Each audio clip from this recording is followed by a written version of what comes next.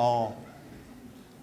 Now it is my great pleasure, I think you have all seen how phenomenal the SYRCL team is. It is my great pleasure to introduce Rachel Hutchinson. She's SYRCL's River Science Director, and Rachel oversees our water quality monitoring program, all of our educational programs, and restoration projects from the headwaters to the Lower Yuba River. Please join me in welcoming Rachel Hutchinson.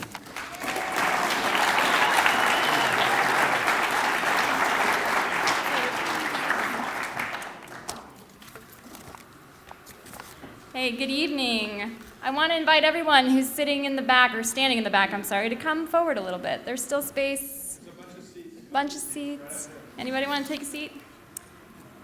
Okay. Well, thank you again for joining us this evening. I want to start out tonight by thanking the rain and snow for coming back to the Yuba this winter. Yeah. The Yuba Watershed and California as a whole are starting out. Let's give you a little mic. Oh.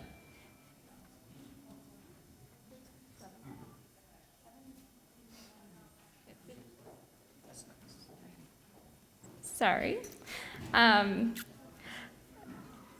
So the Yuba Watershed and California as a whole, we're starting out this summer under much better conditions than the previous 5. However, I really want to caution us all to keep conserving water. Oh, yeah. Our Northern California reservoirs, shown here in this image, may be at near average capacity, but the coastal and southern reservoirs did not fare so well this year. The drought is not over, and the impacts of the last few years will likely remain with us for the next few years. Wildfire, bark beetles, poisonous algae, and dry creek beds have all become part of our reality here in the Sierras.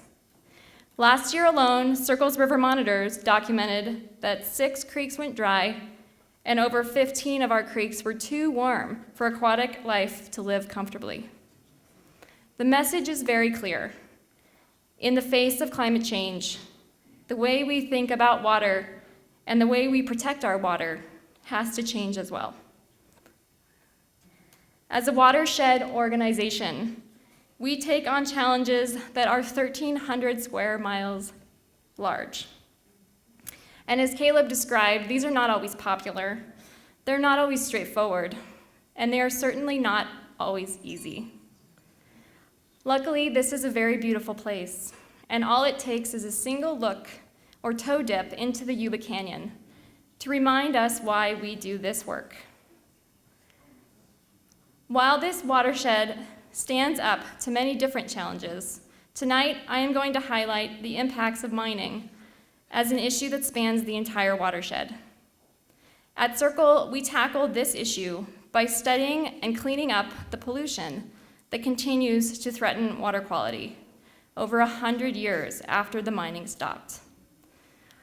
After this, I'll talk about what happens in the lower region of the Yuba, where we're making up our habitat restoration vision below Englebright Dam. This region is where mined tailings, like these here, still remain as the dominant feature in that part of the landscape.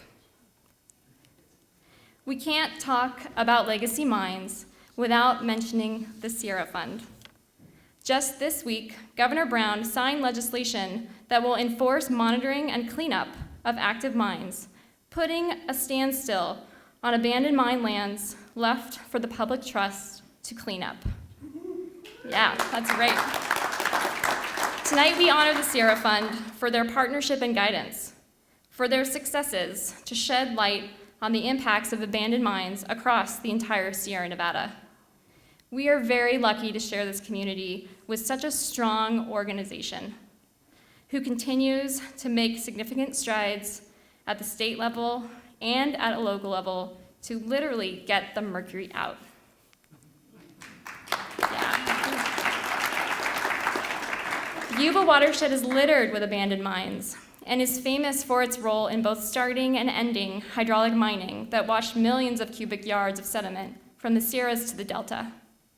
In the Yuba Watershed, the Sierra Fund has led the charge by conducting a comprehensive study of mercury, heavy metals, and sediment sources at Malakoff Diggins State Park here. SYRCL has followed suit and is conducting mercury and sediment sampling on Scotchman Creek up near Washington, the home of Alpha and Omega Diggins, at Relief Hill Mine, where the Tahoe National Forest will be undertaking a remediation or cleanup project this fall, at Spring and Shady Creeks, home of the San Juan Ridge Mine, where we have worked with the San Juan Ridge Taxpayers Association to collect data to establish baseline conditions if the mine had reopened, but it hasn't, and it won't. All right. This slide, created by the USGS, shows the fate of mercury in our watershed and how it travels from the Sierra to the sea. Mercury bioaccumulates when it moves up the food chain, meaning it becomes more toxic as larger and larger animals consume other contaminated animals. Mercury must methylate or be broken down by bacteria into a different form in order to be assimilated by aquatic organisms. The more mercury we have moving downstream from our inherited mines, the more that is available for fish and other species to consume, including us. So how do we figure out how much mercury is moving in our creeks from these abandoned mines? And how do we know if the mercury is over the legal limit as determined by the Environmental Protection Agency? First of all, mercury doesn't move much during our dry summer months. Instead, it moves bound to clay and silt during storm events. During these storm events, it travels down and across old hydraulic mines, which are still largely barren moonscapes. This mobilized mercury-laden sediment then moves downhill into creeks and eventually the Yuba before making its way all the way to the Delta. To understand how much mercury is moving around during storms, we first have to understand how much water is moving down our creeks. We do this by establishing stream gauges that continuously monitor water flow. And you can see this here, Carl Running, our hydrologist, is working at a stream gauge and installing a auto sampler. In January, in the rain, the day after the film festival. He's very, very brave. Then we have to wait for it to rain. That's easier said than done in the last few years, but luckily this year it rained. We sample water at or near the peak of a storm event for total mercury, methyl mercury, that's the kind that bioaccumulates, and total suspended sediments. And we spend a couple $100s to send very dirty bottles of water on ice to an EPA-certified lab in Seattle. Once we get the data back, we look at the mercury concentrations, the sediment concentrations, and how much water is moving through our sampling area. It's a lot of data, it's a lot of statistics. Finally, we run these statistics to determine how much mercury is moving around off a specific mine site over a single storm or even an entire year. From this process, we have documented that each of the watersheds where we're working, Scotchman, Spring, Shady, and the Relief Hill area, are all impacted by levels of mercury that are well above the legal limit. What we also know is that this mercury is making its way downstream, where it has the potential to methylate and be assimilated into our food chain. Now that we have this data to prove that there is a problem, what are the next steps? First, this data is going to be reported to the Water Board, who has regulatory authority. The state can impose fees to landowners during storm events until the pollution stops. Second, we need to work directly with landowners to take action and begin cleaning up these mine sites, like Caleb suggested at San Juan Ridge Mine. The Sierra Fund is currently working with the state parks to clean up Malakoff Diggins, and the Tahoe National Forest is working on Relief Hill Mine and Alpha Diggins. Yeah, that's right.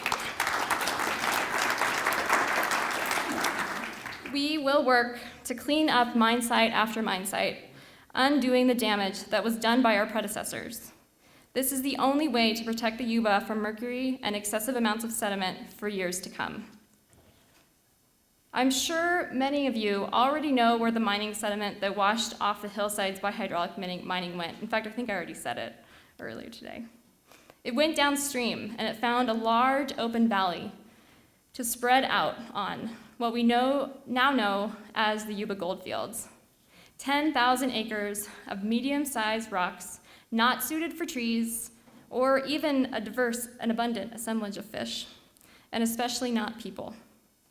If we wind our way downstream, following the path of hydraulic mine waste, we find ourselves at Englebright Dam, where much of the larger mining sediments washed down and stayed during the hydraulic mining era. As most of you know, this is the only region in the Yuba Watershed where fall and spring run Chinook salmon, steelhead, and sturgeon can make a home. These species have been able to hang on in a heavily modified landscape, first modified by hydraulic mine waste, then by dredger mining operations, and finally by Englebright Dam and levee construction. A very key piece of SYRCL's strategy to protect wild salmon in the Yuba is to restore what we can of the over 10,000 acres of Yuba goldfields, or mine tailing piles, that cover the Lower Yuba River. And let me tell you, that is exactly what we plan to do. So now I'm going to fly us through the Lower Yuba River using Google Earth. It's very exciting. I'm going to stop along the way to highlight restoration projects that are either completed, in progress, or in the planning phase. The goal of all of these projects is to restore salmon and steelhead spawning and rearing habitat, creating enough gravel for salmon to reproduce and enough habitat for young salmon to find refuge during high winter flows. These projects will also improve overall ecosystem health by promoting vegetation establishment, wildlife habitat, and improving water quality. One thing I really want to mention here is that partnership is key. We can't do this work without the partnership of the U.S. Fish and Wildlife Service, Congressman Garamendi, the BLM, the Army Corps, Yuba County, CBEC, ESA, Kramer Fish Sciences, Tykert, Western Aggregates, and among many others. You get the picture. We could not do this work without our partners. Our first stop on the flyover is Englebright Dam, constructed in 1941 to keep mining sediments from reaching the Lower Yuba River. This dam restricts the flow of the river and creates the water flow context that we must always be aware of. It has strengths, like cold water temperatures that salmon like, and it has weaknesses, like unanticipated increases and decreases in flow that can flood or strand young trees. Just downstream of Englebright, the Army Corps has been adding gravel to the riverbed to help support spawning for salmon in this upstream reach of the Lower Yuba River. This work has been successful in large part because SYRCL asked for this to happen. Salmon are now using this gravel to lay their eggs and complete their life cycles. Moving a little farther downstream, still within the narrowest reach of the Lower Yuba, ESA, which is a consulting firm that SYRCL works with, is planning a project to remove some large shot rock and add some gravel in order to give salmon more space to spawn. This project is expected to begin sometime in 2017.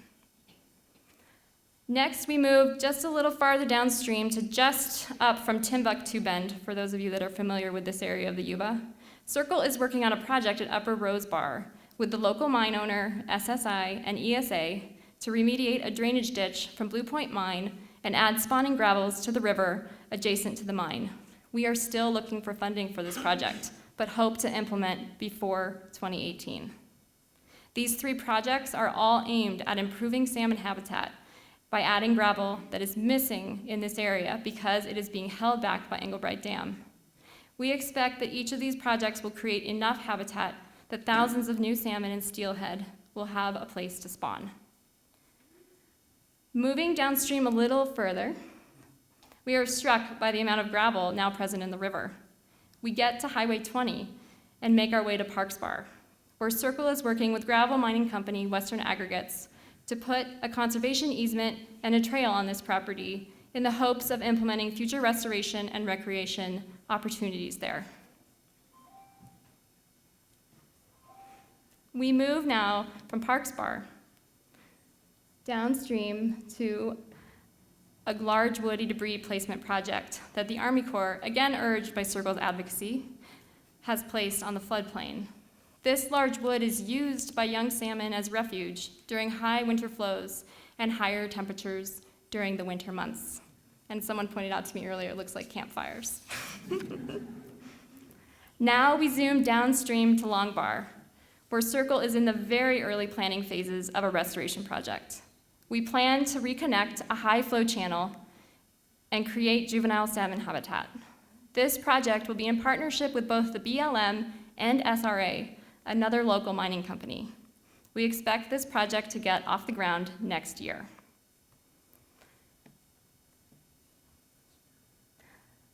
Finally, we have reached Hammond Bar, where in 2011 and 2012, with the help of SYRCL volunteers, SYRCL planted over 6,500 trees over 5 acres on BLM property.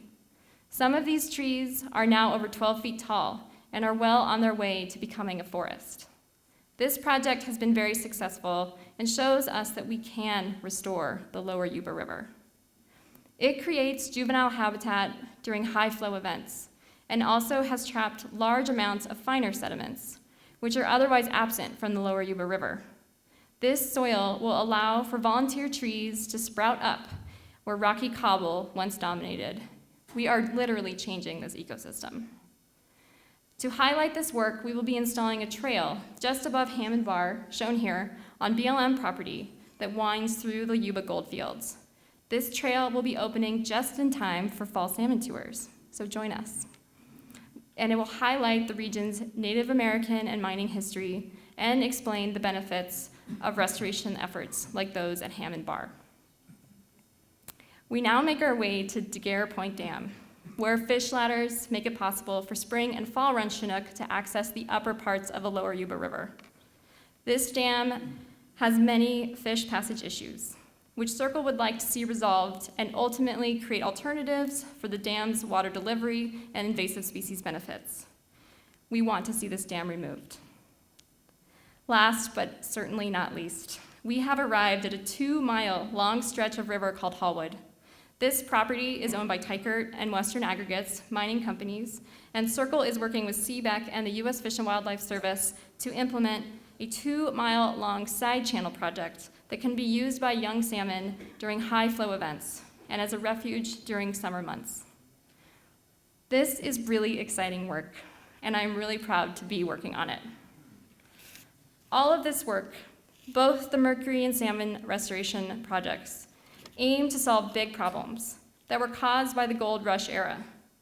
If you and I can think like a watershed, if we can get an entire community to think like a watershed, an entire state, or even an entire nation, then we can start to solve some of these legacy issues and keep new catastrophes from happening.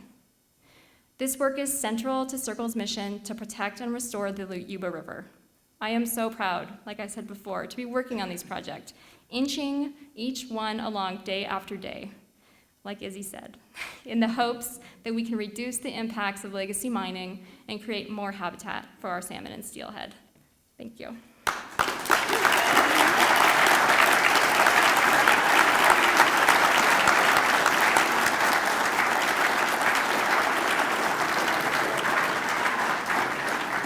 Wow, thank you, Rachel. That was great. I just love the flyover.